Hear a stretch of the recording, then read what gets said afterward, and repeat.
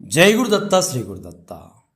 బక్కపల్చనివాడు, పొట్టివాడు, చామన ఛాయనుటకు మించిన నల్లని మేనువాడు, కాళ్లకు పాముకోళ్ళు, ధావతి, లోపల తెల్లని చొక్కా, పైన ఒక కోటు.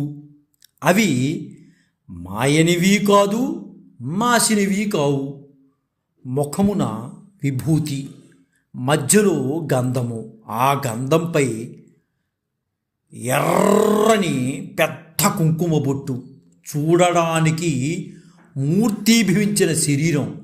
ఎంతటి వారైనా రెండు చేతులు ఎత్తి నమస్కరించే స్ఫురద్రూపం ఆయనది.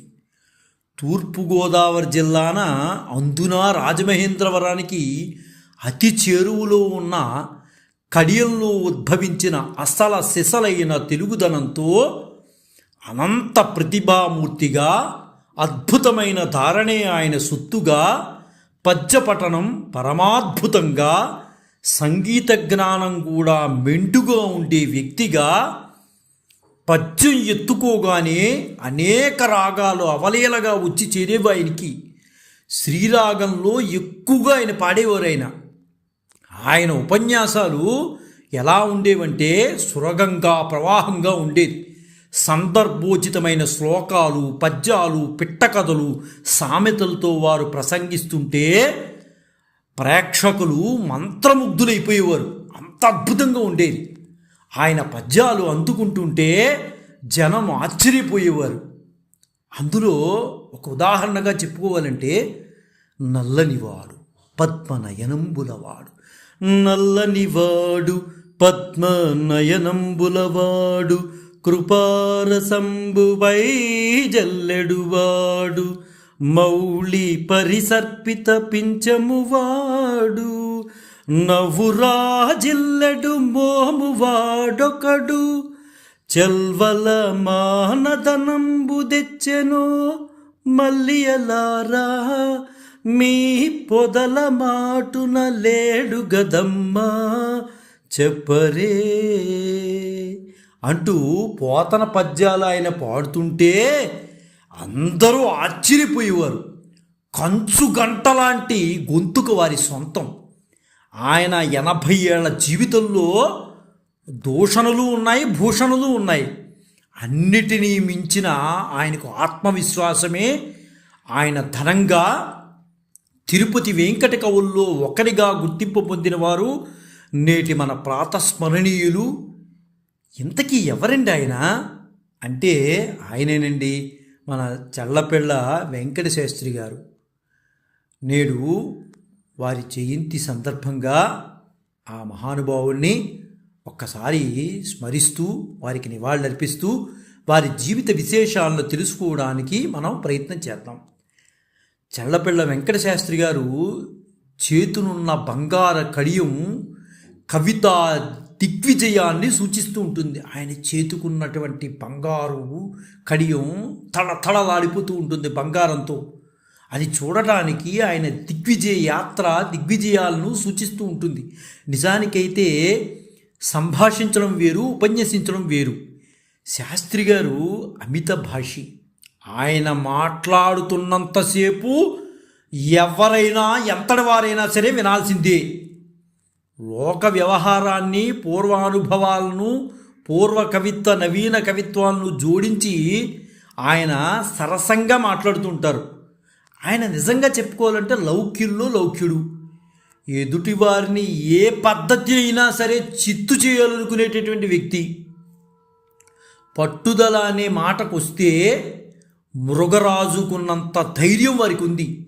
ఒక తెలుగు కవిగా, అవధానిగా, నాటకకర్తగా, తెలుగులో అవధాన విద్యకు రూపురేఖలు దిద్దిన వ్యక్తిగా, తిరుపతి వెంకట కవుల్లో ఒకరిగా, దివాకర్ల తిరుపతి శాస్త్రి గారితో జంటగాను, ఆయన మరణాంతరం విడిగాను ఎన్నో పద్య నాటకాలు, కావ్యాలు, వచన రచనలు రచించారు మహానుభావుడు చల్లపిళ్ళ వెంకట శాస్త్రి గారు. చల్లపిళ్ళ వెంకట శాస్త్రి గారు తెలుగు ఉపాధ్యాయుడిగా కూడా పనిచేశారు. ఆయన వద్ద శిష్యులుగా చదువుకున్నవారు అనతి కాలంలో తెలుగు సాహిత్య రంగంలో, భాషాశాస్త్రంలో కవులుగా పండితులుగా ఎంత ప్రఖ్యాతి పొందారంటే అంత ప్రఖ్యాతి పొందారు. మహానుభావుడి దగ్గర చదువుకున్న వాళ్ళందరూ కూడా.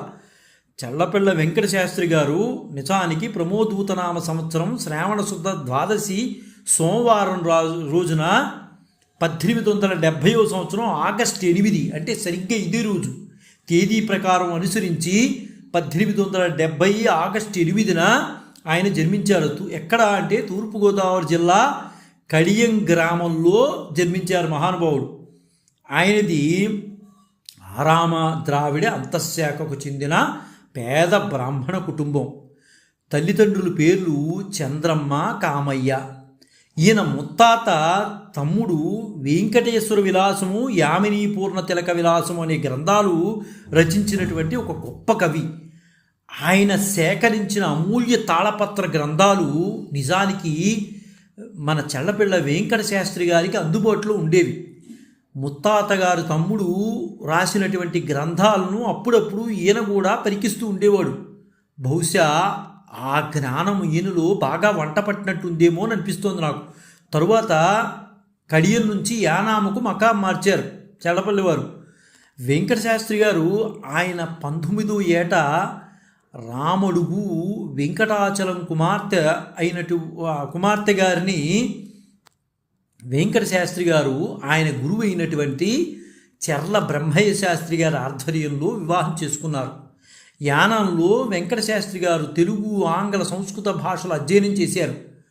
చల్లపిల్ల వెంకట శాస్త్రి గారు తొలినాళ్లలో సంస్కృత భూయిష్టమైన సమాసాలతో తెలుగు పద్యాలు లేక నేరుగా సంస్కృత శ్లోకాలు రచించేవారు.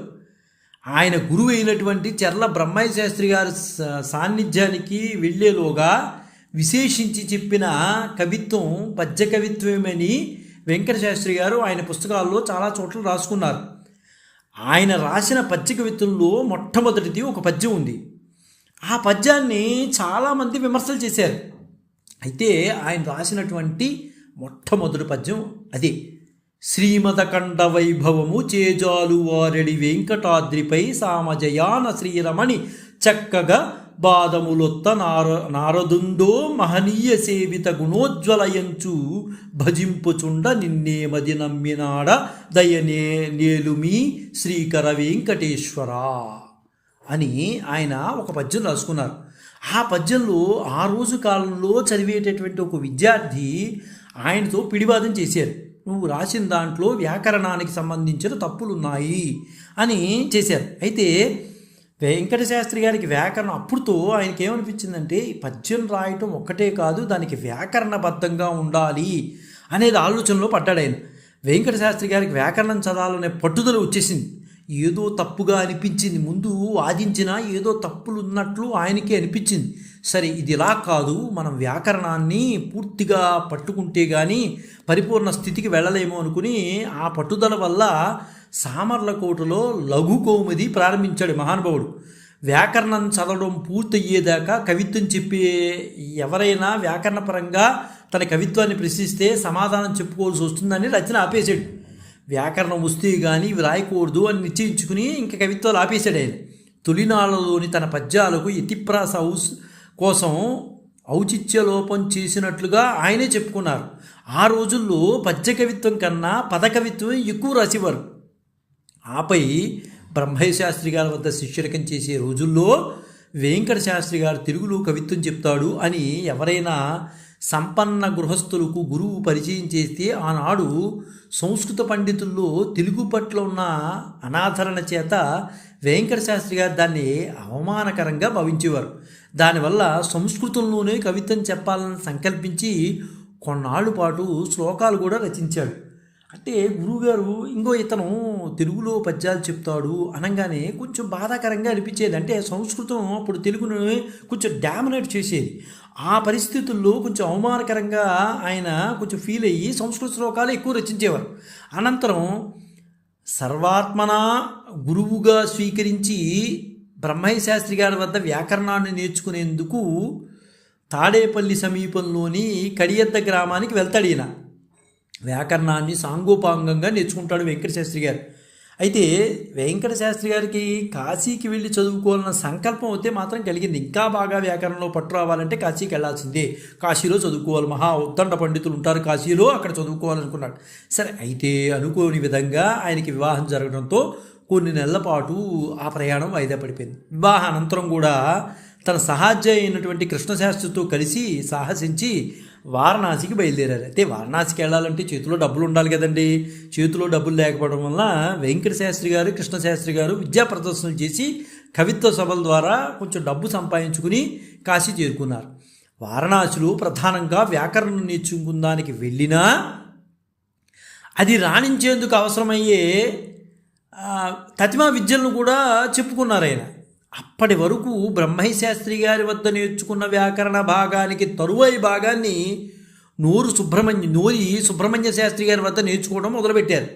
నోరి సుబ్రహ్మణ్య శాస్త్రి గారు వ్యాకరణంలో దిట్ట, ఆయన దగ్గర నేర్చుకోవడం ప్రారంభించారు. ఈ నోరి సుబ్రహ్మణ్య శాస్త్రి గారు స్వయాన తన గురువు గారు అయినటువంటి చర్ల బ్రహ్మయ్య శాస్త్రి గారికి కూడా గురువే ఆయన. ఎంత అద్భుతమైన విశేషం! చర్ల బ్రహ్మయ్య శాస్త్రి గారు గురువు అయినటువంటి నూరు సుబ్రహ్మణ్య శాస్త్రి గారి దగ్గర మన చల్లపల్లి వారు వ్యాకరణ ద్వితీయ భాగాన్ని నేర్చుకోవడం ప్రారంభించారు.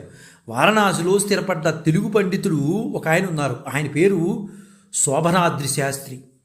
ఆయన మన చల్లపల్లి వెంకట శాస్త్రి గారి మీద విపరీతమైన అభిమానం ఉండేది. ఆ వాత్సల్యం చేత ఈయన్ని బలవంత పెట్టి మరీ తర్క సంగ్రహాన్ని సిద్ధాంత చంద్రోదయం అనే వ్యాఖ్యానంతో పాటు ఉపదేశించారు.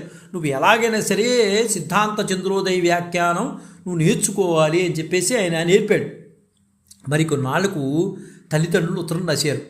ఈయన రాశాడు, డబ్బు పంపమని, కాశీకి పంపమని. సరే, కాశీకి నుంచి తిరిగి రమ్మని మరీ కోరడంతో సావకాశంగా తిరిగి వచ్చాడు ఆయన. వెంకటశాస్త్రి గారు ఇంకా కాశీలో ఉండటం అంత బాగోలేదు అని చెప్పేసి ఇంటికి వచ్చేసాడు. వెంకటశాస్త్రి గారు ప్రధానంగా బ్రహ్మయ్య శాస్త్రి గారి శిష్యునిగే కాక ప్రఖ్యాతుడైనటువంటి చాలామంది గురువుల దగ్గర ఈయన శిష్యురకం చేశారు.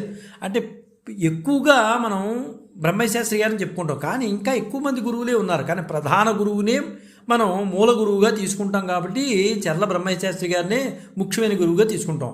మధ్యలో ఈయనకి చాలామంది గురువులు ఉన్నారు. కానుకుర్తి భుజంగరావు గారు రఘువంశాన్ని చెప్పారు. గోరుగంతు రామావధానులు గారు వేదం కొంత భాగాన్ని చెప్పారు. రామడుగుల వెంకట సుబ్బరాయావధానులు గారు పరాయతనపు పన్నాలు చెప్పారు. శ్రీపాద కృష్ణమూర్తి శాస్త్రి గారు, ఈ విషయం మన మధ్యలో మాట్లాడుకుంటామండి. శ్రీపాద కృష్ణమూర్తి శాస్త్రి గారు ఈయన కుమార సంభవం చెప్పారు. రేగిళ్ళ కామశాస్త్రులు గారి దగ్గర మేఘ సందేశం, అనంతాచార్యులు వారు భారవి, అదేవిధంగా జంజాల గౌరీనాథ శాస్త్రి గారు బ్రహ్మసూత్రాలను ఈయనకి బోధించారు. అంటే ఇప్పుడు మనకి చల్లపల్లి వారికి ఎంత జ్ఞానోదయం అయింది అనేది మనకు అర్థమవుతోంది. ఎంతమంది మహానుభావులండి, పండిత పురుషులు, వాళ్ళందరూ కూడా ఈ మహానుభావుడికి జ్ఞానోదయం చేశారు. బ్రహ్మయ్య శాస్త్రికి తన శిష్యుల్లో మరొకడైన దివాకర్ల తిరుపతి శాస్త్రిని జోడీగా స్వీకరించమని వెంకట శాస్త్రికి సూచించారన్నమాట ఆయన గురువుగారు బ్రహ్మయ్య శాస్త్రి గారు. సరే, వీరిద్దరూ కలిసి 1891 సంవత్సరంలో కాకినాడలో జంటగా వారిద్దరూ తొలి శతావధానం జరిగింది. అప్పటి వరకు ఈయన ఒక్కళ్ళే కలిపి చేసుకుంటూ ఉండేవారు. సరే, ఎప్పుడు తిరుపతి శాస్త్రి గారు యాడ్ అయ్యారో తిరుపతి వెంకట కవులన్న పేరుతో చేసినటువంటి శతావధానంలో ప్రతిభా పాండిత్యాలు ప్రదర్శించడంతో పాటు యుక్తితో ఉద్దండులైన పండితులను గెలిచి విజయవంతంగా అవధానం ముగించేవారు. వీరిద్దరూ అడుగు పెట్టారంటే అక్కడ పండితులందరూ కూడా కంగారు పడేవారు. అంత అద్భుతమైన కలయిక అనమాట వీరిద్దరి జంట కవుల్లో ఒకరిగా చల్లపిల్ల వెంకట శాస్త్రి గారు విజయ పరంపర అప్పుడే ప్రారంభమైంది. తిరుపతి శాస్త్రి గారితో ఎప్పుడైతే యాడ్ అయ్యారో ఈయన గొప్పతనం ఇంకా మారుమోగిపోయింది. తిరుపతి వెంకట కవులుగా వీరు చేసిన అవధానాలు క్రమేపీ తెలుగునాట అష్టావధానాలు, శతావధానాలు ప్రజాదరణ, రాజాదరణ సంపాదించి పెట్టడంలో ముఖ్య పాత్రలు పోషించేయండి. వీరిద్దరూ జంటగా అతరకొట్టేసేవారు. ఎక్కడికి వెళ్ళినా సరే వీరు మాట్లాడే మాటలు కానీ, ఉపన్యాసాలు కానీ, పద్యాలు చెప్పడం కానీ.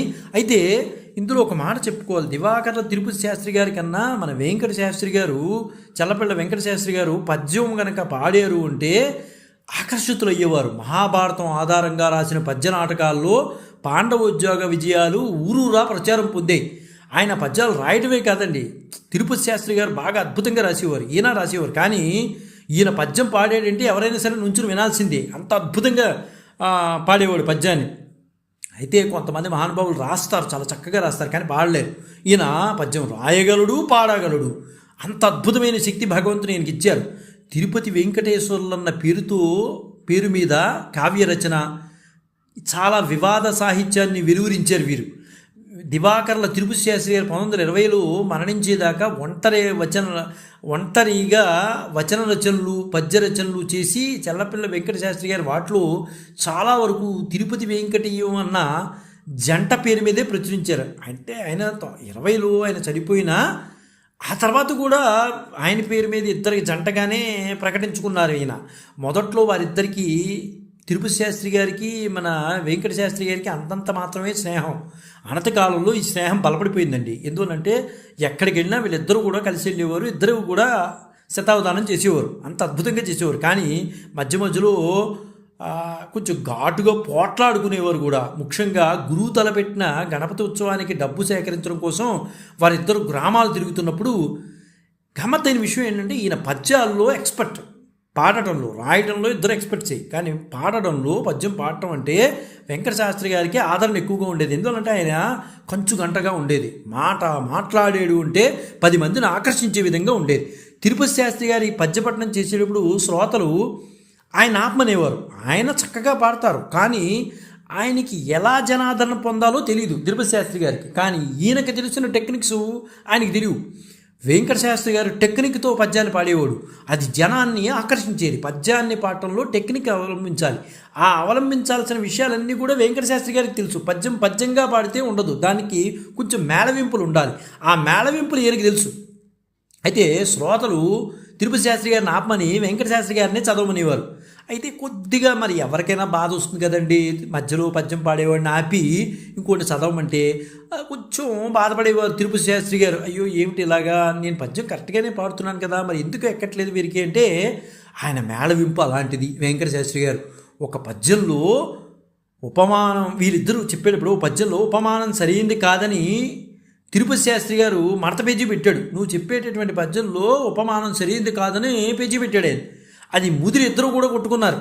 అంటే అలా శాస్త్రపరంగా కొట్టుకోవడంలో ఒక ఆనందం కూడా ఉంటుందిలేండి, మనం దాన్ని విపరీతార్థాలు చేయకూడదు. కానీ శాస్త్రంలో సరదాగా ఫ్రెండ్స్ కాబట్టి ఏదో కొట్టుకున్నారు, ఆ విపరీతార్థం చేయకుండానే మనం మాట్లాడుకున్నాం. వాళ్ళిద్దరూ కూడా ఈయన ఉపమానం సరిగా లేదని చెప్పి శాస్త్రోచితంగా మాట్లాడి ఇద్దరు ఒకసారి కొన్ని సందర్భాల్లో కొట్టుకునే స్థితికి కూడా వచ్చారు. గమనార్థం బదయించినట్లు చెప్పుకున్న చల్లపల్లి వెంకటశాస్త్రి జీవితం చాలా వరకు కూడా కావ్య రచన, ఆసుకవిత్వం చెప్పడము, నాటకాలు రచించడం, పలువురు సంస్థానాధీశుల సందర్శనాలు, వారి సముఖంలో అవధాన ప్రదర్శనలు, సాహిత్య స్పర్ధలు, వివాదాలు వంటి వాటితోనే గడిచిపోయిందండి జీవితం అంతా కూడా. అయితే ఈయనకి మిత్రులు ఎంతమంది ఉన్నారో శత్రువులు కూడా అంతా సంపాదించుకున్నాడు. ఈయన ఒక మాట పడేవాడు కాదండి, ఖచ్చితంగా దాని సమాధానం చెప్పేసేవాడు. వయసులో ఉన్నప్పుడు అసలు ఎంత వాడికైనా సమాధానం చెప్పేసేవాడు, ఆధారాలు తీసేసేవాడు బయటికి. అంత ఆవేశంగా ఉండేవాడు. శత్రువుల్ని, మిత్రుల్ని, శిష్యుల్ని సంపాదించుకున్న ఆయన ఏనుగునెక్కు గౌరవం వరించిన, కోర్టు మెట్ల ఎక్కాల్సిన చికాకులు ఎదురైనా అన్నిటికీ మూలం ఏంటి అంటే సాహిత్య రంగమేనండి. ఆయనకి అంత గౌరవం సంపాదించినా సాహిత్యం వల్లే సంపాదించాడు. చివరికి కోర్టు మెట్లు కూడా ఎక్కాడు ఈ సాహిత్యం వల్లే. అంటే అనవసరంగా వేసేసేవారు ఈయన మీద, ఇది కాదని, అది కాదని, ఇది కాదని. అయితే తగ్గేవాడు కాదు, ఈయన కూడా తగ్గేవాడు కాదు. వాళ్ళు ఎంత ఎత్తి వెళ్ళారు, ఈయన కూడా అంత ఎత్తి వెళ్ళి మాట్లాడేవాడు. సరే, అయితే చల్లపల్లి వెంకట శాస్త్రి గారు ఆంధ్రప్రదేశ్లో అవధాన విద్యకు విస్తృతమైన ప్రాచుర్యం తీసుకొచ్చాడండి. ఈ మాట మాత్రం కాదనలేని సత్యం. దానికి ఒక రూపురేఖలు ఏర్పరచడంలో కీలకమైన కృషి చేసినటువంటి తిరుపతి వెంకట కవుల్లో ఒకరైనటువంటి మన వెంకట శాస్త్రి గారు ఒకరు సగౌరవంగా మనం మాట్లాడుకోవచ్చు. అంటే అంత కొనుపు లేరా అంటే ఉన్నారు, కానీ అంత ప్రాచుర్యంగా వీరు ప్రారంభించిన అవధాన మార్గంలో ఎందరందరూ అవధానం తయారు చేశారు. వీరి అవధాన శక్తి అత్యంత విలక్షణం అండి. ధారాశుద్ధితో కూడినటువంటి ధారణాశక్తి, ఆసుధార పటిమ అందరినీ కూడా ఆశ్చర్యపరిచేది. ఆ రోజుల్లో పలు సంస్థానాలు, ప్రదేశాల్లో దిగ్విజయయాత్ర తరహాలో తిరిగి ప్రతి చోట అవధాన ప్రతిభను చాటుకుని విజయవంతులు అయ్యేవారు వీరిద్దరూ కూడా. అయితే తిరుపతి వెంకట కవులు కన్నా ముందు అవధాన ప్రక్రియ కాస్త కూస్తూ వ్యాప్తిలో ఉంది. మరి అలా మాట్లాడుకుంటే శ్రీనాథుడు, చెరిగొండ ధర్మన్న, భట్టుమూర్తి అవధానాలు చేశారని మనకి ప్రతీతి ఉంది కదండి.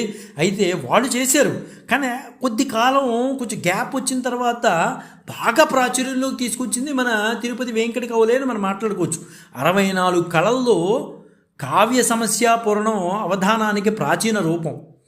పూర్వం నుంచి సమస్యాపురణం అనే విద్య రాజాస్థానాల్లోనూ ప్రజాబాహుల్యంలోనూ ప్రచారంలో ఉండటం చాటువులు చెప్తాయి మనకి. ఇవన్నీ ఒకసారి చాటువులు చూస్తే ఇవన్నీ కూడా మనకి తెలుస్తాయండి. తిరుపతి వెంకట కవులకు పూర్వం గుంటూరుకు చెందిన మాడభూషి వెంకటాచార్యులు, పిఠాపుర ఆస్థాన కవులు, దేవులపల్లి సోదరులు, విజయనగరంలోని హరికథా పితామహుడైనటువంటి మహానుభావుడు ఆదిభట్ల నారాయణదాసు అష్టావధానాలు చేశారండి అప్పట్లో. అయితే ఆ విద్యని ఒక క్రీడగా భావించి చేసిన ప్రదర్శనలే కానీ అవధానాలను ఉద్యమ స్థాయిలో ప్రాచుర్యం తీసుకొచ్చిన వారు మాత్రం మన తిరుపతి వెంకట కవులేనండి. అందులో ముఖ్యంగా మన వెంకట శాస్త్రి గారు అవధానాలకు, శతావధానాలకు స్పష్టమైన రూపాన్ని సంతరించి పెట్టారు మన వెంకట శాస్త్రి గారు. అవధానం అంటే ఇలాగే ఉండాలి, అవధానం అంటే వెంకటశాస్త్రి చేయాలి అనే పద్ధతి తీసుకొచ్చాడండి ఆయన. ఈ అంశాలను ప్రదర్శించాలి, ధారణ సమయం ఇది అంటూ నిర్దిష్టంగా ప్రదర్శించి ప్రక్రియారూపమైన ఆకారాన్ని కల్పించిన వారు మాత్రం మన తిరుపతి వెంకట కవులే సగౌరవంగా మనం మాట్లాడుకోవచ్చండి. చల్లపిళ్ళ వెంకట శాస్త్రి గారు అష్టావధాన ప్రక్రియను మాడభూషి వెంకటాచార్యులు పశ్చిమ గోదావరి జిల్లా పెంటపాడు అష్టావధానం చేస్తున్నప్పుడు చూశాడు. ఆ అష్టావధానాన్ని చూసి ఆ పద్ధతి గ్రహించి 1889లో కాశీకి వెళ్లే ముందు ధనార్జన కోసం చల్లపల్లి వెంకట శాస్త్రి తన సహాధ్యాయి అయినటువంటి కందుకూరి కృష్ణశాస్త్రి కలిసి ఏలూరులో శనివారపేట గ్రామంలో తొలి శతావధానం చేశారు. అంటే ఆయన ఆదర్శంగా తీసుకుని వీళ్ళు కాశీకి వెళ్లే ముందు వాళ్ళ శాస్త్ర పాండిత్యాన్ని ప్రయోగించి డబ్బులు సంపాదించి కాశీకి వెళ్ళారు మనం ఇందాక చెప్పుకున్నాం. అంటే మూల పురుషుడు ఆయన తీసుకున్నారు, వీళ్ళు ఖచ్చితంగా ఆయన ఆదర్శంగా తీసుకుని వెళ్ళారు. అయితే అనంతరం కాశీ నుంచి తిరిగి వచ్చాక గంగా సంతర్పణ కోసం ధనార్జన యత్నాల్లో భాగంగా నిడముర్రు, ముమ్మిడివరం, అయినాపురం గ్రామాల్లో ఒంటరిగా అష్టావధానాలు చేశాడు మన వెంకట శాస్త్రి గారు. దివాకర్ల తిరుపతి శాస్త్రితో కలిసి అవధానాలు ప్రారంభించే సమయంలో 1897 కాకినాడలో చేసిన శతావధానంలో వారు చెప్పిన పద్యాలు వ్యాకరణ దోషాలు ఉన్నాయని పండితులు శంకించారు. అంటే ఇద్దరు కలిసి చేశారు కదండి అప్పుడు కాకినాడలో. అందులో పండితులు ఏమన్నారంటే తప్పులు పట్టుకునే వాళ్ళు ఎప్పుడూ ఉంటారు. అయితే ఈ చెప్పేసిన కొన్నాళ్ళకి వాళ్ళు 1891లో ఇద్దరు కలిపి సోదరులను అనుకునేవారు చాలామంది. వీళ్ళిద్దరూ చేసినవి తప్పులు అని అన్నారు చాలామంది. తిరుపతి వెంకటకోలు కూడా నోరు మెదవకుండా అవి నిజంగా తప్పులే అని అందరికీ అనుమానం వచ్చేట్టుగా ప్రవర్తించారు, ఏం మాట్లాడాల. సరే అలా శతావధానం అంతా అయిపోనిచ్చి శతావధానం చివరిలో ప్రధాన సభకు ముందు జరిగిన ఉపసభలో ఆయా శంకలు అన్ని వరుసగా చెబుతూ పూర్వ మహావాక్యాల ప్రయోగాలను ఉదాహరిస్తూ పండితులు సందేహాలను ఎగరగొట్టేశారు. ఆ హఠాత్ పరిణామాన్ని ముందుగా ఊహించకపోవడంతో సభ్యులందరూ కూడా ఆశ్చర్యంలో మునిగిపోయారు. అచ్చా ఇంత జ్ఞానమా వీళ్ళకి, అంటే తప్పులను ముందు పట్టుకున్నా వాళ్ళు మాట్లాడాల, చివరిలో మాట్లాడదాం, వీళ్ళు ఎంతమంది మాట్లాడతారో చూద్దాం పండితులు అని అనుకున్నారు. ఎంతోమంది లేచి మీరు చెప్పే తప్పు, మీరు చేసే తప్పు ఇలా అంటుంటే మాట్లాడాల. చివరి వరకు చివరి రోజున అప్పుడు అందరికీ కూడా ఎండకట్టేశారు వీళ్ళిద్దరూ కలిసి. ముఖ్యంగా మన వెంకట శాస్త్రి గారు అందరినీ ఎండగట్టేశాడు. ఆయన కొంచెం ధైర్యం పాలు ఎక్కువ అండి వెంకట శాస్త్రి గారికి. అందరినీ ఎండగట్టేశాడు. ఇంకో దీనికి ఇది రూలు, ఈ విధంగా మాట్లాడాలి, ఈ విధంగా చెయ్యాలి అన్నీ చాలా స్పష్టంగా చెప్పుకుంటూ వచ్చాడు. పైగా 20 ఏళ్ళు నిండని కుర్రాళ్ళు దిగ్గజాలు లాంటి మహాపండితులను ఓడించడంతో ఆనాటి వారి ప్రతిభ, అంటే 1897 గురించి మాట్లాడుతామండి, ఆనాటి ప్రతిభ విరిగిపోయిందండి. ఆ పైన అప్రతిహతమానంగా వారి శతావధానాల జైత్రయాత్ర తిరుపతి వెంకట కవులకే కాక తెలుగునాట అవధాన ప్రక్రియకే గొప్ప ప్రాచుర్యానికి నాంది పలికిందండి. అంత గొప్ప కవులండి వారు. ఆపై వారి అవధాన పరంపరలో భాగంగా కొప్పరపు సోదర కవులు, ఇదండి ముఖ్యంగా మనం చెప్పుకోవాలంటే వీరు కూడా చాలా గొప్ప కవులండి. వెంకట పార్వతీశ్వర కవులు వివాదాలు జరిగి పోటాపోటీలుగా అవధానాలు చేసి పేరు సంపాదించుకున్నారు. అంటే ఆనాడు కొప్పరపు కవులు అద్భుతమైన కవులండి. అదేవిధంగా వెంకట పార్వతీశ్వర కవులు కూడా ఉండేవారు. వారు కూడా చాలా గొప్ప కవులు. అయితే వీళ్ళు రాసిన వాళ్ళు తప్పటం, వాళ్ళు రాసిన వీళ్ళు తప్పటం జరుగుతూ ఉండేది. అయితే పోటాపోటీగా అవధానాలు చేసేవారు. తిరుపతి వెంకట కవులు అవధాన పరంపర విజయాలు చూసిన వారు చాలామంది అనుకునేవారు, అచ్చ బాబోయ్ వెంకట శాస్త్రి గారు ఇలా చేస్తున్నాడంటే దీని వెనకాల ఏదో శక్తి ఉండాలి, బహుశా ఇలా చేయగలుగుతున్నాడంటే కాళికామాత ఉపాసన ఫలితం అని భావించారు చాలామంది. కానీ ఆయన ఒకసారి చాలామంది అడిగారు, ఏమండి మీకు ఉపాసన ఉంది కదా, లేకపోతే మీరు ఇలా మాట్లాడలేరు, ఇలా చేయలేరు, ఏదో ఉపాసన ఉన్నవాడే అనర్గళంగా మాట్లాడగలడు, బహుశా మీకు ఇలా అలా అనర్గళంగా మీరు మాట్లాడుతున్నారంటే ఉపాసన ఉండి తీరాలి, ఖచ్చితంగా ఈ మాట నిజమే కదా అని అన్నారు. అప్పుడు ఆయన ఒక మాట అన్నారు, వెంకట శాస్త్రి గారు, కాళికాదేవిపై ఉన్న భక్తి ఉన్న మాట నిజమే, అయినా తమకు ప్రత్యేకించి నాకు ఏదో అనుకుంటున్నారు, తమరు ప్రత్యేకించి ఏ ఉపాసన లేదని ఖచ్చితంగా చెప్పేశారు అందరికీ. ఉన్నమాట చెప్తే నమ్మరు కదా చాలామంది, ఉన్నమాట చెప్పారు. ఎందువల్లంటే అవధానం అలా ఉండేదండి, ఆయన పద్య ధోరణి అలా ఉండేది, ఆయన మాట అలా ఉండేది. కంచు గంట మాట్లాడితే ఆకర్షితులు అయ్యేవారు. అది ఉపాసనా బలంతో వస్తుందని అనుకునేవారు అందరూ. నిజం చెప్పినా నమ్మకపోవడం ఏంటయ్యా అని అనుకునేవాడు ఆయన. నేను కాళికామాత భక్తుడిని, కానీ నాకు ఏ ఉపాసనలు లేవు అనేవాడు. చివరికి ఎన్ని చెప్పినా నమ్మరు కదా జనం. ఆయన చివరికి వాళ్ళని సంతోషపెట్టడానికి నిజమేనయ్యా నాకు ఉపాసనా బలం ఉంది, మీరు అనుకున్నదే కరెక్ట్ అనుకునేవాడు చల్లపల్లి వెంకట శాస్త్రి గారు. ఈ విషయాలని ఆయన సొంత పుస్తకంలో రాసుకున్నారు ఆయన. అయితే ఒక మాట అనేవాడు, దైవకృప అనేది అన్నిటికీ కావాల్సిందే కదా, మీరు అనుకోవడంలో తప్పు లేదు, ఉంది, కానీ శతావధానంలో దైవకృప ఎంతో, విద్యా ప్రతిభ కూడా అంతే, శ్రమ కూడా అంతే అని తేల్చారు చివరికి. అయినప్పటికీ కూడా అందరూ కూడా కాళికామాత వరప్రసాదమే అనుకునేవారు అనుకోండి, వేరే విషయం. అవధానాల్లో పృచ్ఛకులు వేసిన ప్రశ్న ఏమిటో, దానికి తామిచ్చిన సమాధానం ఏమిటో గుర్తుంచుకుని, శతావధానం అయితే 100 మందికి తాము చెప్పిన 100 పద్యాలు గుర్తు చేసుకుని చెప్పాల్సి ఉంటుంది. దీన్నే ధారణ అంటారు. ఈ ధారణ కోసం తిరుపతి వెంకట కవులు ప్రశ్న వేసిన పృచ్ఛకుడి ముఖానికి మిగిలిన వివరాలు అనుబంధించుకుని గుర్తించుకునే పద్ధతిలో అనుసరించేవారు. ఎవరైతే ఏ ప్రశ్న వేశారో ఆ ప్రశ్న వేసిన ముఖాన్ని గుర్తించుకునేవారు. ఆయన అవధానాల్లో భాగంగా ఎన్నో మంచి పద్యాలను ఆసువుగా రచించారు. అవధానాల్లో ప్రధాన అంశాలైన సమస్యాపురణం, దత్తపది, ఆసువు, నిషిద్ధాక్షరి వంటి అంశాల్లో రాసిన పద్యాలు తర్వాతి కాలంలో పలు గ్రంథాల్లో ప్రచురితమయ్యాయి అనుకోండివి. అయితే తిరుపతి వెంకట కవులు ఆంధ్రదేశంలో పలు సంస్థానాధీశులను, జమీందారులను దర్శించి వారి సంస్థానాల్లో కొన్ని నెలల పాటు అష్టాదానాలు చేసేవారు. వాళ్ళు కూడా అలాగే చేయించుకునేవారు. ఆయా సందర్భాల్లో కొందరు సంస్థానాధీశులు పట్టాభిషేకాల గురించి, వైభవాల గురించి కావ్యాలు రచించుకున్నారు. ఈయనే తాము విడిగా రాసిన కావ్యాలను కూడా వారికి అంకితం ఇచ్చేసేవారు. కొన్ని లిఖితబద్ధమైన కవిత్వ కావ్యాల రూపంగా చెప్పిన, ప్రధానంగా వాటిని అవధాన కవిత్వంలోని చిన్న భాగమైన ఆసు కవిత్వంగానే చూడాలండి మనం. అయితే చాలా సంస్థానాల్లో రాజదర్శనం అంత సులభంగా అయ్యేది కాదు, సాధ్యపడేది కాదు. ఎందువల్లంటే వీళ్ళ పేరు మారుమోగిపోయేదండి. తిరుపతి వెంకట కవులు, ముఖ్యంగా చల్లపల్లి వెంకట శాస్త్రి గారి పేరు మారుమోగిపోయేది. చుట్టూ ఉన్న మత్సరగ్రస్తులు ఉంటారు కదా, ఎప్పుడూ ఉంటారు. వీడు బాగా చెప్తున్నాడు అనేటప్పటికీ మత్సరగ్రస్తులు ఉంటారు కదా, ఓర్పు లేనివాడు.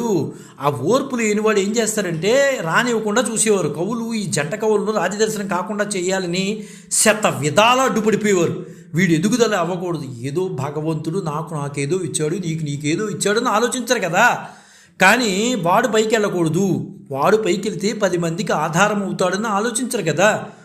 అయితే వాడిని ఎనలేవకుండా, వెంకట శాస్త్రి గారిని ఎనలేవకుండా చేద్దామని చెప్పేసి చాలామంది అడ్డుపడ్డారు. కానీ తమ ఆసు కవితా శక్తితో, పాండిత్య పటిమతోనూ, లౌకిక ప్రజ్ఞతోనూ అడ్డంకులు వచ్చినా ఉదయించే సూర్యుడిని ఎవరైనా ఆపగలరా, చేయి పెట్టి అడ్డుకోగలమా? అలాగే మన చల్లపల్లి వెంకట శాస్త్రి గారిని కూడా జమీందారు దర్శనం, ఆతిథ్యం, సత్కారం ఎవ్వరూ ఆపేవారు కాదు.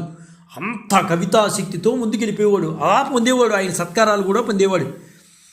ఈ అన్ని సందర్భాల్లోనూ రసవంతముగా ఆసు కవితా సంప్రదాయ ఫలితము అయిన పద్యాలను ఎన్నిటినో చెప్పారు ఆయన. అంటే దర్శనం ఇమ్మని చెప్పారు, దర్శనం లభించకపోయినవి చెప్పారు, కొంచెం కోపంతో చెప్పిన పద్యాలు చెప్పారు. ఆపై రాజసముఖంలో చెప్పినవి, రాజాస్థానంలో వివిధ సందర్భాల్లో చెప్పినవి, చివరకు రాజావారులను ఇంటికి వెళ్ళేందుకు అనుమతి ఇమ్మని చెప్పిన పద్యాలు పలు రకాల పద్యాలు ఉన్నాయండి. చాలా చాలా పద్యాలు, అద్భుతమైన పద్యాలు చల్లపిల్లవాళ్ళు రాసినవి. అయితే ఆయన వీటన్నిటినీ కూడా ఏం రాశారంటే నానారాజ సందర్శనము అనే గ్రంథం వెలువరించి అందులో పడేశారు ఈ పద్యాలన్నింటినీ. అంటే రాజు మీద కోపం వచ్చిన పద్యాలు, సందర్శనకి వచ్చిన పద్యాలు, వెళ్ళిపోయేటప్పుడు పద్యాలు, మధ్యలో పద్యాలు, ఇవన్నీ కూడా ఉన్నాయి. అందులో నానారాజ సందర్శనం అనే పేరుతో గ్రంథం రాసి అందులో పడేశారు ఈ పద్యాలన్నింటినీ కూడా. అయితే ఒక ముఖ్యమైన విషయం చెప్పుకోవాలి. ఆత్మకూరు అంటే మహబూబ్నగర్ జిల్లా అప్పట్లో సంస్థానం నుండి, అంటే ఆత్మకూరు మహబూబ్నగర్ జిల్లా సంస్థానం నుండి తిరిగి వెళ్ళటానికి, ఆ సంస్థానంలో ఉండేది ఆత్మకూరు, ఆ సంస్థానం నుండి తిరిగి వెళ్ళటానికి సెలవు ఇమ్మని కోరుతూ రాజావారికి ఒక పద్యం చెప్పారు. అంటే మహబూబ్నగర్ సంస్థానానికి వెళ్ళారు, అక్కడ ఆత్మకూరులో ఉన్నారు వీళ్ళు. రాజుగారి పర్మిషన్ ఉంటే కానీ వెళ్ళడానికి వీల్లేదు. వెళ్ళటము రావటము కూడా ఆయన ఇష్టమే, రాజాగారి ఇష్టమే, ఆయన అనుసరించే వెళ్ళాలి కదా, ఎంత కవి అయినప్పటికీ కూడా. సరే, ఎక్కువ కాలం అయిపోయింది, అప్పటికే రాజాస్థానంలో ఉన్నారు, వెళ్ళిపోవాలి. అప్పుడు చిన్న పద్యం చెప్పారు.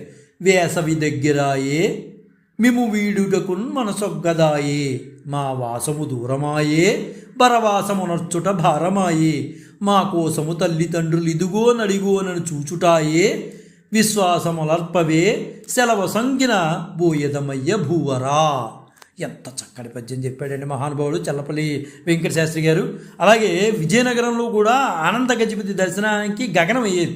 ఆ రోజుల్లో ఆనంద గజపతి దర్శనం అంటే చాలా కష్టమయ్యేది. 4-5 నెలలు వేచి ఉన్నారు. ఆ దివాను బీజాపూర్ కోదండరావును ఉద్దేశించి, సరే ఇంక దివాన్ను పట్టుకోవాలి, సరే రాజుగారి దర్శనం ఇవ్వాలంటే దివాన్ పట్టుకోవాలి కదా, దివాన్ పట్టుకుని రాజు దర్శనం ఇప్పించమని కోరుతూ ఒక చక్కటి పద్యం చెప్పేవారు. వారు కూడా వీరి పద్యాలు వినాలన్న ఉద్దేశంతో వీళ్ళని ఆపేవారండి, వేరే ఉద్దేశంతో కాదు. అంత అద్భుతంగా పద్యాలు చెప్పేవారు కదా. ఆ పద్యాలు ఒకసారి వినాలి, నా పేరు మీద కూడా ఏమన్నా పద్యం చెప్తాడేమో, ఒకసారి విందాం, అందుకని ఆపుదాం ఇవ్వాలా అనుకున్నాడు ఆ దివాన్ గారు, కోదండరావు గారు. సరే, అయితే ఈయన కూడా ఇంకా ఆగడు కదా, ఆ పద్యం అనగానే ఈయన ముందు పడి వెళ్ళిపోతాడు. పద్యం చెప్పేశాడు ఏమని, రాజతి పండితుండట బరాబరి అవునట, మంత్రి రాజుతో ధీజవైమెప్పునట్టి కవిధీరులు తిరుపతి వెంకటేశులా, రాజును చూడబోయిరట రాజును దర్శనమియ్యలేదౌటరా, జగమంచులోకులు నా పకీర్తిరిదాళ జల్లును అని అద్భుతంగా ఒక పద్యం చెప్పేశాడు. అటు గద్వాలిటు చెన్నపట్నం మజ్జన్ గల్గు దేశమున్నన్, జటుల స్ఫూర్తి శతావధానాలు మెచ్చినన్, జేసియున్నట్టి మాకిట రాజీయక ఉన్న దర్శనము ఇంకెవ్వానికి రాజు సంగుట చెప్పగదవయ్యా, పాలిత బుధా ఓ కోదండ రామాభిదా. ఎంత చక్కగా పద్యాలు చెప్పేవారంటే అంత చక్కగా పద్యాలు చెప్పేవారండి. దాంతో వెంటనే ఆయన రాజుగారి దర్శనం ఏర్పాటు చేయించారు. తిరుపతి వెంకట కవులు పద్య నాటకాల ద్వారా ప్రఖ్యాతి పొందారండి. పండితరాజము, ఎడ్వర్డ్ పట్టాభిషేకం వంటి నాటకాలను రచించిన వారు భారతంలోని కథాంశాలను వస్తువుగా చేసుకుని రాసిన పలు పద్య నాటకాలు ఊరూరా ప్రదర్శించబై విజయవంతమయ్యేవండి. ముఖ్యంగా చెప్పుకోవాలంటే పాండవ జననము, పాండవ ప్రవాసము, పాండవ రాజసూయము, అదేవిధంగా పాండవ ఉద్యోగము, పాండవ విజయము, పాండవ అశ్వమేధము అనే నాటకాలు రచించారండి. అద్భుతం. అందులో అత్యంత ప్రజాదరణ పొందిన నాటకం మాత్రం పాండవ ఉద్యోగం అంటే పాండవ విజయం. ఈ రెండు మాత్రం అత్యద్భుతంగా వెళ్ళేది. అంటే పద్యాలు ఎక్కువ ఉన్నాయి అందులో. ఆ 2 నాటకాలను 2 రోజులు ప్రదర్శించేవారండి. కాలక్రమంలో ఆ 2 నాటకాలను సంకలనం చేసి కురుక్షేత్రం అన్న నాటకంగా ప్రదర్శించారు. కురుక్షేత్రం ఎందుకు వచ్చిందంటే ఈ రెండింటిని, అంటే పాండవ ఉద్యోగం, పాండవ విజయం కలిపేసి కురుక్షేత్రం చేశారు. సరే, పాండవ ఉద్యోగ విజయాలు, కురుక్షేత్ర నాటకాలు బాగా ప్రఖ్యాతి పొందాయి అనుకోండి. ఎలా పేరు మార్చినా, అక్కడ విజయం అన్నా ఉద్యోగం అన్నా ఎలా చేసినా కురుక్షేత్రంలో పేరు పెట్టేసి తర్వాత చేశారు. కానీ అద్భుతంగా పండే ఆ రోజుల్లో. ఆయన పద్యాలు ఎలా ఉండేవంటే, అందులో రాసినటువంటి పద్యాలు ఆయన పాడుతుంటే జనం అలా ఆకర్షితులైపోయారు. అలుగుటయే ఎరుంగని మహామహితాత్ముడు అజాత శత్రుడే అలిగిన నాడు, సాగరములన్యనేకముగాకపోవు కర్ణులు 10,000రైనని నొత్తురు చత్తురు రాజరాజ, నా పలుకులు విశ్వసింపు విపన్నులు లోకులుగావు మెల్లరన్ అని అద్భుతంగా పద్యాలు చెప్పేవాడు. అదేవిధంగా కృష్ణుడు చెప్పినటువంటి ఒక పద్యాన్ని అద్భుతంగా పాడేవాడండి ఆయన. జెండాపై కపిరాజు, జెండాపై కపిరాజు ముందు సితవాజి శ్రేణియున్ గూర్చి, నే దండంబుగుని తోలు చందనము మీద నార్ని సారించున్, గాంధీవం ఉదరించి పల్గునుడు మూకన్ జెండుచున్నప్పుడు, ఒక్కండు ఒక్కండు నీ మొరలాలకింపడు కుష్మానాద సంధింపగన్. ఇంత అద్భుతంగా అతి వేగంతో ఆయన పద్యం చెప్తుంటే అక్కడ ఉన్నటువంటి ప్రజలు మంత్రముగ్ధులైపోయేవారండి. అసలు నిజంగా ఇలా జరిగిందా అనే ఆలోచనలకు వెళ్ళిపోయేవారు. వాళ్ళిద్దరి మధ్యలో సంభాషణలు ఎలా జరిగాయో మనకు తెలియదు. దాన్ని పద్య రూపంలో తీసుకొచ్చి ఇలా జరిగినాయి పాండవ ఉద్యోగాల్లో, ఇలా జరిగింది అని చూపించిన మహానుభావుడు ఏనేనండి. ఏం లేకపోతే మనకేం తెలిసేది? అసలు అంత ఎఫెక్ట్ వచ్చేది ఆ పద్యం లేకపోతే, ఆ సన్నివేశం అంత ఎఫెక్ట్గా పండేది కాదు కదండి. ఆయన పద్యాన్ని అంత అద్భుతంగా పండించారు. అందువల్లనే ఆ పాత్రలు అక్కడ అద్భుతంగా పండాయి. నిజంగా ఆ పాత్రలు పండాయి అంటే, వేసిన సినిమాల్లో కానీ నాటకాల్లో కానీ పండాయి అంటే వీరి పద్యాలే. తిరుపతి వెంకట కవులు ఎన్నో కావ్యాలు రచించారండి. ప్రధానంగా శ్రవణానందము, పాణిగృహీత వంటి కావ్యాలు ప్రాచుర్యం పొందాయి వీరు రాసినవి. ఏవైతే రాశారో ఇవి రాసినవన్నీ కూడా శ్రవణానందము, పాణిగృహీత అనేవి ప్రాచుర్యం పొందాయి. అద్భుతమైన ప్రాచుర్యం అనమాట. వారి కావ్య రచన బహుముఖీనంగా సాగింది. సరే, తన మలి జీవితంలో చల్లపల్లి వారు ప్రధానంగా వచన రచనలు చేసేవారండి. దాదాపు ఈ వచన రచనలన్నీ దివాకర్ల గారితో, తిరుపతి శాస్త్రి గారితో కాక విడిగా చేసేవారు ఆయన. అందుకు ముఖ్య కారణం ఏంటంటే, చల్లపల్లి వారి అభిరుచి వచనం వైపు తిరిగేలోగానే దివాకర్ల వారు మరణించారు. ఇదొక సందర్భంగా మనం మాట్లాడుకోవచ్చు. ఆయన తన వచన ఖండికల్లో ఎన్నో అంశాల గురించి రుచ్యంగా సవివరంగా రాసుకునేవారు. మొదట వచనంలో కూడా గ్రాంధికాన్ని అవలంబించిన వెంకటశాస్త్రి గారు పోను పోను జనాదరణ తగ్గుతోంది అని గమనించి సరళ వ్యవహారికంలోకి దిగిపోయాడు. పద్యరచనలో ఎంతటి ఆసుదారం ఉందో వచన రచనలో కూడా ఆయనకి అంతటి అనర్గళంగా వాగ్దారం ఉంటుంది అని చాలామంది చెప్పుకునేవారు. డి చంద్రశేఖర్ రెడ్డి గారు ఆయనపై వ్యాసాలను రాస్తూ, వెంకటశాస్త్రి గారు ఎన్నో అంశాల గురించి వందలాది వ్యాసాలు రచించారు. ఆనాటి సంస్థానాధీశులు వారి చుట్టూ ఉన్నటువంటి వాతావరణం, వారి దాతృత్వ సద్గుణాలు, దుర్గుణాలు, అప్పటి మహాపండితుల పాండిత్యము, సహృదయత, ఈర్ష్య, అసూయలు, ఆనాటి కాలంలో ఆచారాలు, వ్యవహారాలు, చెల్లపిల్లవారి చిన్ననాటి ముచ్చట్లు, కాశీయాత్రకు వెళ్ళినటువంటి పూర్వాపరాలు, తన జాతకంలోని శుభయోగాలు, దుర్యోగాలు, నాటి తమ విద్యాభ్యాసం వంటి కూడా ఆ వ్యాసాల్లో కనిపిస్తాయి. ఇంకా వ్యక్తిగతంగాను సాహిత్యపరంగాను ఆయన పలు వివాదాలకు సంబంధించిన వ్యాసాలు పుష్కలంగా రాశారండి. ఆయన ఒక విషయంలో మరో విషయంలోకి, అందులోంచి మరి ఇంకో దానిలోకి మళ్ళీ ఎత్తుకున్న విషయంలోకి మారుతూ ఎన్నో అంశాలను ప్రస్తావించడం వంటివి చాలా ఆసక్తికరంగా ఉంటాయండి. కథలు గాథలు అని ఆయన ఒక గ్రంథాన్ని రాశారండి. చాలా అద్భుతమైంది. అందులో చాలా మేళవింపులు ఉన్నాయనుకోండి, అద్భుతంగా ఉంటుంది. దాని చివరి పేజీలో ఒక మాట ఉంటుందండి. ఒక అర్ధ శతాబ్దిలో తెలుగు సాంస్కృతిక చరిత్ర అంటూ పుస్తకం వెనుక అట్టపై ప్రచురణకర్తలు ప్రచురించారు. అద్భుతమైన మాట అది. తిరుపతి వెంకట కవులకు మరీ ముఖ్యంగా చల్లపల్లి వెంకటశాస్త్రి గారికి సాహిత్యపరంగా ఎన్నో వివాదాలు ఉన్నాయండి, శత్రుత్వాలు ఉన్నాయి. కారణం ఏమైనా ఎందరో చిన్న పెద్ద సాహిత్యవేత్తలు, కవులు, పండితులు వీరితో వివాదాలు, జగడాలు, వాద ప్రతిపాదనలు జరిపేవారు. ఆయా వివాదాలన్నీ సాహిత్య రూపంగానే తీసుకున్నారండి. వ్యక్తిగతంగా ఆయన ఎప్పుడూ తీసుకునేవారు కాదు. గద్యంలోనూ పద్యంలోనూ ఖండమండన గ్రంథాలు వారి కర్తృత్వంతో వచ్చాయి. ముఖ్యంగా కొప్పరపు సోదర కవులతో జరిగిన వివాదాలను సవివరంగా గ్రంథ రూపంలో బదిలిపరుచుకున్నారు ఆయన. దాని పేరు ఏం పెట్టారంటే గుంటూరి సీమ అని పేరు పెట్టారు. అలాగే ఇతరమైన వాద ప్రతిపాదనలతో కూడా వందలాది పుట్ల సాహిత్యం విస్తరించింది అనుకోండి. ముఖ్యంగా కొప్పరపు సోదర కవులు, వెంకట రామకృష్ణ కవులు, కొప్పరపు సోదర కవులు గుంటూరుకి చెందిన కొప్పరపు వెంకట సుబ్బారావు, కొప్పరపు వెంకటరమణ, వీరిద్దరు సోదరులు మరో జంటైన వెంకట రామకృష్ణ కవులు. అంటే వెంకట రామకృష్ణ కవులు అంటే వాళ్ళ పేర్లు ఏంటంటే ఓలేటి వెంకటరామశాస్త్రి, వేదుల రామకృష్ణ శాస్త్రి, పిఠాపురం సంస్థాన కవులు అండి వీళ్ళిద్దరూ. అయితే ఈ జంట కవులు బావాబావమరుదులు. తిరుపతి వెంకట కవులకు ఈ రెండు జంటలకు మధ్యన ఓ చిన్న చిన్న కారణాల వల్ల ప్రారంభమైన గొడవ చిరికి చిరికి గాలివానగా మారిపోయి హోరాహోరీ యుద్ధానికి పరిణమించిందండి. అయితే వాదనలు ప్రతిపాదనల్లో పత్రికల్లోనూ ఖండమండనాలతో గ్రంథాలు రచించి ప్రకటించుకున్నారనుకోండి, వేరే విషయం. కొప్పరపు కవులు తిరుపతి వెంకట కవులు కలహమైతే ఎలా దారితీసిందంటే, కొప్పరపు కవులేమో నియోగి బ్రాహ్మణులు, ఈ తిరుపతి వెంకట కవులు వైదిక బ్రాహ్మణులు. అయితే నియోగి వైదిక ముఠా కలహాల రూపాన్ని తీసుకుని మిగిలిన రంగాలకు విస్తరించేసిందండి. అలా వెళ్ళిపోయింది. వీళ్ళిద్దరి మధ్యలో వివాదం ఎలా వెళ్ళిపోయిందంటే, నియోగి బ్రాహ్మణులు వైదిక బ్రాహ్మణుల మధ్యలో గొడవలుగా దారితీసేసింది. చివరికి కొంచెం సమస్య అయిపోయిందనుకోండి. ఈ వివాదాలన్నీ సాహిత్యలోకానికి కావాల్సినంత వినోదాన్ని మాత్రం ఇచ్చేయండి. వీళ్ళిద్దరూ గొడవ పట్టడం కాదు, కానీ సాహిత్యలోకం మాత్రం చాలా ఆనందించారు. సాహిత్య జ్ఞానాన్ని పంచిపెట్టే వీళ్ళు ఒక మాట అనేవాళ్ళు, వాళ్ళు ఒక మాట అనేవాళ్ళు, వీళ్ళు ఒక మాట దానికి కౌంటర్ వేసేవాళ్ళు, వాళ్ళు ఒక మాట కౌంటర్ వేసేవారు. సో దానివల్ల సాహిత్యలోకం మాత్రం కొంచెం జ్ఞానం మాత్రం సంపాదించారు వీళ్ళిద్దరు గొడవల వల్ల.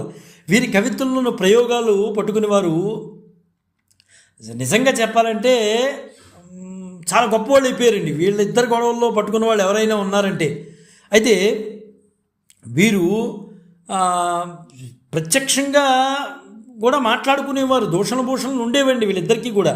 అయితే శ్రీపాద సుబ్రహ్మణ్య శాస్త్రి గారు ఈ వివాదాల గురించి ప్రస్తావించి వాటి వల్ల ఏళ్ల తరబడి వందలాది గ్రంథాల అధ్యయనం ద్వారా తెలుసుకోవాల్సిన అంశాలు ఒక్క దెబ్బతో సుబోధకంగా అవగాహన అయ్యేవన్నారు ఆయన.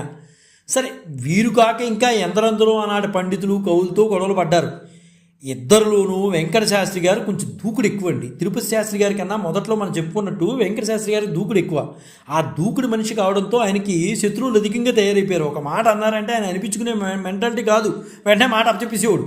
వెంకట శాస్త్రి గారి చిన్నతనంలో కుమార సంభవ కావ్యాన్ని చెప్పినటువంటి గురువు శ్రీపాద కృష్ణమూర్తి గారు, మనం ఇందాక మాట్లాడుకున్నాం.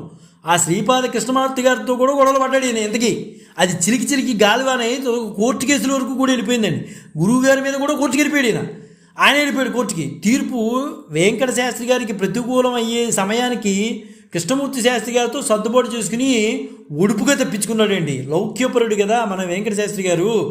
అంటే తీర్పు కొంచెం వ్యతిరేకంగా వస్తోంది అనే విషయాన్ని తెలుసుకున్న తర్వాత కృష్ణమూర్తి శాస్త్రి గారితో సర్దుబాటు చేసుకుని ఒడుపుగా తప్పించేసుకున్నాడు ఆయన.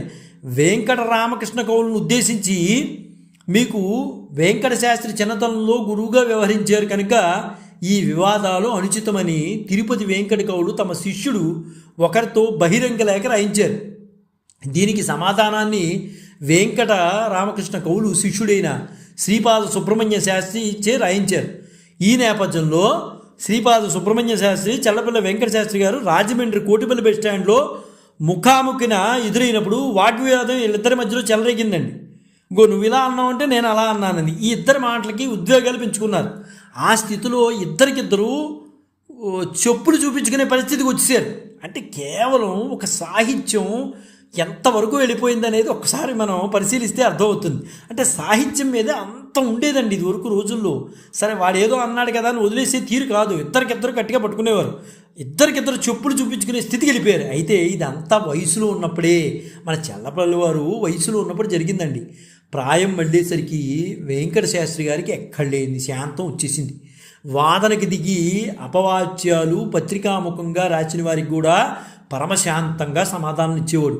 ఇంకా విమర్శలు చేస్తుండేవారికి ఆయన పత్రికాముఖంగా కాదు, ఒక మాట అనేవారు, నాయనా ఒకసారి ఓపిక చేసుకుని కడియం వచ్చి 4 పూట్ల మా ఇంట్లో ఉండి భోజనం చేసి ఆ తర్వాత మాట్లాడుకున్నాం. అవన్నీ ఎలా ఒప్పులో మీరు నన్ను తప్పు అంటున్నారు కదా, అవన్నీ ఎలా ఒప్పులో మీకు నేను వివరంగా చూపిస్తా అనునయపూర్వకంగా మాట్లాడే స్థితికి వచ్చాడు ఆయన. అంటే వయసు పెరిగే కొద్దీ కొంచెం జ్ఞాన విస్తారం జరుగుతూ ఉంటుంది, ఆవేశాలు తగ్గుతాయి. ఆ తగ్గే క్రమంలో ఆయన మాట తీరు కూడా మారింది. అంటే వయసులో ఉన్నప్పుడు వేగంగా వెళ్ళిపోయింది మాట. ఆ తర్వాత వయసు వచ్చిన తర్వాత అలా మాట్లాడకూడదు అన్న ఉద్దేశానికి వచ్చి, మీకేమన్నా నేను రాసిన దాంట్లో తప్పులు అనిపిస్తే మా ఇంటికి వచ్చి కూర్చుంటే ఒక 4 రోజులు మా ఇంట్లో ఉన్నారంటే మా ఇంట్లో భోజనం చేసిన తర్వాత మనం మాట్లాడుకున్నాం, నా ఒప్పులు ఏంటో నేను చూపిస్తాను అని అనేవాడు. అంత అద్భుతంగా మాట్లాడేవాడు. చివరి రోజుల్లో ఆయన అలా మాట్లాడేవాడు. అయితే చివరి వరకు కూడా శత్రుబాధ తప్పలేదు అనుకోండి ఆయనకి. ఆయన మరణాంతరం కూడా వివాదాలు వచ్చినాయి. అది ఏంటంటే 1971 సంవత్సరంలో నిడదవోలు వెంకటరావు గారు, చాలా గొప్పవాడండి ఆయన, తిరుపతి వెంకట కవులను పొగుడుతూ మొదలుపెట్టిన ఆయన వ్యాసం ఆయన పొగిడాడు. పొగడాడు. నిడదవోలు వెంకటరావు గారు చాలా గొప్పవాడు అండి, ఆయన చాలా గొప్ప మహానుభావుడు ఆయన కూడా. అయితే ఆయన చాలా గొప్పగా పూడుతూ తిరుపతి వెంకటకోలు విజయనగరంలో శృంగభంగం అయిందని, అటువైపు విజయనగరం కాదు కదా తునుగోడ దాటవలసిన అవసరం లేదని రాశారు. వాళ్ళు ఎక్కడికి వెళ్ళలేదండి అని రాసుకుంటూ వచ్చాడు ఆయన. అంతేకాక తిరుపతి కవులు గతంలో ఒప్పు అని నిరూపించిన కూడా తవ్వి తీసి తప్పులని ప్రారంభించాడు మన నిడదవోలు వెంకటరావు గారు. అయితే తిరుపతి వెంకట కవులు ప్రచురించిన కొన్ని గ్రంథాల పేర్లు ఉటంకిస్తూ అవి అచ్చుపడినట్లు లేదని అనుమానాలు వెలపించాడు. సరే, ఎప్పుడైతే తిరుపతి వెంకట కవులకి అభిమానులు ఎక్కువ అండి, ఎప్పుడైతే నిడదవోలు వారు ఇలా చెప్పారో తిరుపతి వెంకట కవుల అభిమానులు మాత్రం నిడదవోలు వెంకటరావు గారు రాసినవన్నీ అసత్యాలని అర్ధసత్యాలని ఖండిస్తూ చిన్న పుస్తకమే ప్రచురించేశారండి.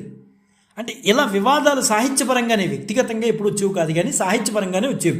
తిరుపతి వెంకట శాస్త్రి గారు 1920లో మరణించిన ఆయన, దివాకర శాస్త్రి గారు 20లో మరణించిన తర్వాత కూడా చల్లపల్లి వారు తిరుపతి వెంకటేశం అనే పేరుతో రచనలు చేశారు.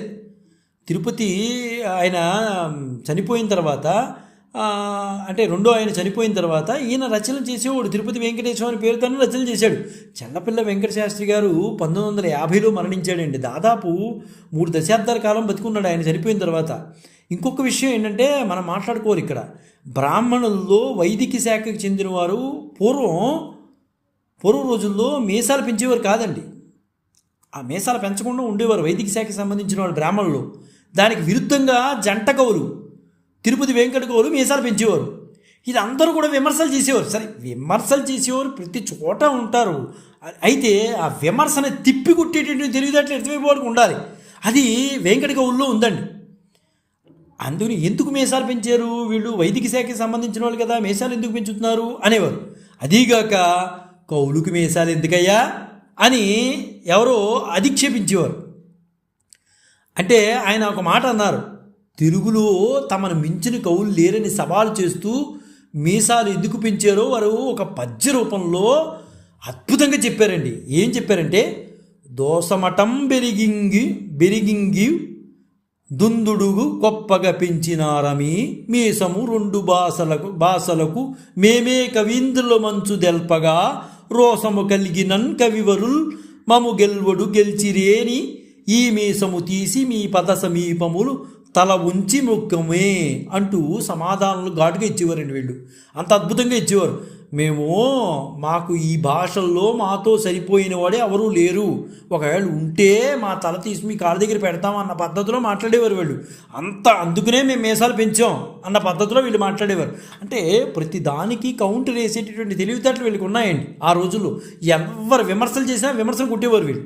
అయితే రాను అది కొంచెం జాగ్రత్తగా మాట్లాడి విమర్శలకి గురి అయినా దాన్ని జాగ్రత్తగా మాట్లాడి తప్పించుకునేవాడైనా. ప్రతి మనిషికి సృష్టికర్త ఏదో రకమైన ప్రజ్ఞా విశేషాన్ని అనుగ్రహిస్తాడండి, అది గుర్తించం అంతే. ఎవరిలో ఏదో గొప్పగా ఉందని చూసి మనం అసూయ పడతాం తప్పించి కొందరు అసూయ పడుతూ ఉంటారు. అది కాదండి, ప్రతి వ్యక్తికి భగవంతుడు ఏదో ఇస్తాడు. తనలో ఉన్న తన విజ్ఞానాన్ని గ్రహించక పక్కవాడిలో ఉన్న విజ్ఞానాన్ని చూసి అసూయ పడితే భగవంతుడు ఎప్పటికీ కూడా మెచ్చుకోడండి. ప్రతి మనిషికి సృష్టికర్త ఏదో రకమైన ప్రజ్ఞా విశేషాన్ని అనుగ్రహిస్తాడు. తనలోని ప్రతిభను గుర్తించి వెలికి తీసిన మనిషి జీవితంలో విశేషంగా రాణిస్తాడు.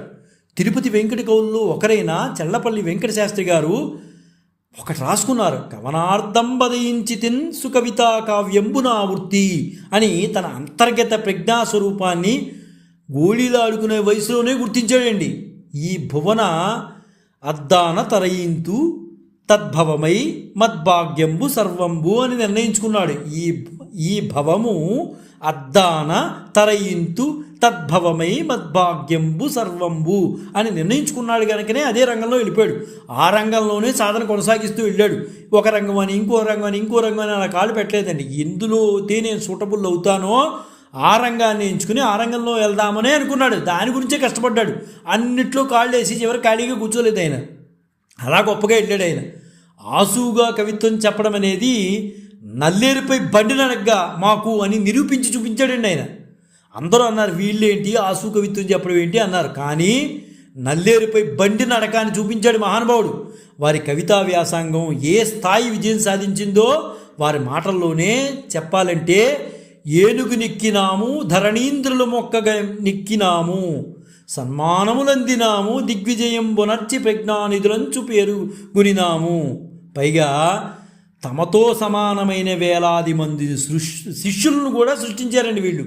అందుకే వారిని అద్యతాంధ్ర కవి ప్రపంచ నిర్మాతలుగా లోకం ప్రస్తుతించింది. మన కవి సమ్రాట్ విశ్వనాథ సత్యనారాయణ గారు సైతం వారిలో ఒకరండి. వీరి శిష్యులే కవి సమ్రాట్ విశ్వనాథ సత్యనారాయణ గారు కూడా. మా రోజుల్లో ఆయన చెప్పుకున్నారు, మా రోజుల్లో చల్లపిల్లవారు మాకు గురువు అని చెప్పుకోవడం శిష్యులకి ఎంత గౌరవంగా ఉండేదండి అని విశ్వనాథ సత్యనారాయణ గారు ఒకసారి చెప్పుకున్నారండి, స్వయంగా చెప్పుకున్నారండి. ఆయనే ప్రకటించారు. చల్లపల్లి వారు క్లాస్కి వస్తున్నారంటే పిల్లలు అలా వినేవారు అంత చక్కగా. అంటే ఆయన కంచు కంఠం అండి చెప్పాం కదా, ఆయన ఆ కంఠం భగవంతుడు ఇచ్చిన వరం. ఆయన పాఠం చెప్తున్నారంటే పిల్లలు అందరూ కూడా పక్క క్లాసు వాళ్ళు కూడా ఈయన పాఠమే వినేవారట. అంత అద్భుతంగా చెప్పేవాడు. పక్కన ఏవో క్లాసులు జరిగేవి, గణితమో సోషలో ఏదో జరిగేవి, కానీ ఈయన తెలుగు చెప్తున్నారంటే అందరూ అవన్నీ వదిలేసి ఈ తెలుగు వినేవారు. మిగతా మాస్టర్లకు కోపాలు వచ్చేవి, ఏమిటి ఈయన ఎంత గట్టిగా చెప్తాడు అంటే. ఆయన అంత అద్భుతమైన వాచకం భగవంతుడు ఇచ్చాడు, అది ఆయనకే సొంతం అని విశ్వనాథ సత్యనారాయణ గారు కూడా ప్రకటించారు. ఇదంతా ఎందుకు సాధ్యమైందంటే ఈశ్వరుడు తనకు ప్రసాదించిన ప్రజ్ఞ ఏమిటో చల్లపల్లి వారు తన బాల్యంలోనే గుర్తించారు. ప్రతి ఒక్కరికి ఏదో ఒక ప్రజ్ఞ భగవంతుడు ఇస్తాడు, కానీ దాన్ని గుర్తించేటటువంటి శక్తి మనలో ఉండాలి. అది గుర్తించి ఆ రంగంలో వెళితే ఖచ్చితంగా సక్సెస్ అవుతామండి, విజయం సాధిస్తాం. అదే రంగంలో ఈయన కృషి చేశాడు. ఈశ్వరుడు ఏదైతే ఇచ్చాడో రంగంలో ఇలా వెళ్ళాలని ఆ రంగంలోనే వెళ్ళాడు ఈయన. ఆ కృషికి తగ్గ ఫలితం అనేది లభించింది. ఒకవేళ అలా గుర్తించడంలో విఫలమైనా లేక ఆ రంగంలో కొనసాగడానికి వీలు లేకపోయినా 1870లో పుట్టి 80 ఏళ్ళు జీవించిన ఆ వ్యక్తి గురించి ఇన్నేళ్ల తర్వాత మనం మాట్లాడుకోవాల్సిన అవసరం కూడా ఉండేది కాదు. ఆ మహానుభావుడు ఆ రంగాన్ని ఎంచుకుని నేను ఈ రంగంలో వెళితే కానీ నేను సక్సెస్ అవ్వలేను, ఎంతమంది విమర్శకులు అడ్డుపడి ఈ రంగం వేస్ట్, నువ్వు రాణించలేవు అని చెప్పినా ఆ రంగంలో ఆయన కృషి సరిపాడు. ఈ రోజున 1870లో పుట్టి 80 ఏళ్ళు జీవించిన వ్యక్తి గురించి ఈ రోజున మనం మాట్లాడుకుంటున్నాము అంటే ఆయన యొక్క గొప్ప విశేషం అది. ఆయన ప్రజ్ఞ ఎందులో వెళితే బాగుంటుందనేది ఆలోచించుకున్నాడు, దాని ప్రకారంగా వెళ్ళాడు. అందుకనే జయంతితో సుకృతినో రసిద్ధాహ కవీశ్వరాహ, రససిద్ధులైన కవీశ్వరులు కీర్తిదేహాలతో జీవించి ఉంటారని సూక్తి నిజంగా వారికే అన్వయించేది కాదండి, నిజంగా చెప్పాలంటే నిజంగా కూడా సూక్తి వారికి అన్వయించేది కాదు. అలా అన్వయించింది అంటే అర్థం ఏంటి, వారు ఎంత కృషి చేశారు. నిజంగా ఆ సూక్తి వచ్చిందంటే వారికే. జయంతితే సుకృతినో రసిద్ధాహ కవీశ్వరాహ అని ఆ సూక్తి వాళ్ళకి అన్వయించిందంటే నిజంగా వాళ్ళ కృషి. నిజంగా వాళ్ళు ఆ కృషి చేయకపోతే ఆ సూక్తి వాళ్ళకి వర్తించేది కాదు. ఆ మహానుభావుడు నిజంగా ఎంతమంది రాజులను ఆశ్రయించారు, ఎంతమంది రాజుల యొక్క ఇది పొందారు వాళ్ళు. వాళ్ళ యొక్క ప్రజ్ఞను రాజులు ఎంతమంది ఆదరించారు. ఈ రోజున వారి గురించి మాట్లాడుకోగలుగుతాం అంటే మహానుభావుల గురించి ఇన్ని సంవత్సరాలైనా 1870 నాటి వారి గురించి మనం మాట్లాడుకుంటున్నాం అంటే వారు చేసినటువంటి కృషి ఎంత, తెలుగు సాహిత్యానికి ఎంత కృషి చేశారు. ఆ మహానుభావుల్ని భావి భారత పౌరులైనటువంటి మన పిల్లలకి తెలియచేయాలండి. చల్లపల్లి వెంకట శాస్త్రి గారంటే ఎవరో ఏంటో తెలియనటువంటి దుస్థితిలోకి రాకూడదు.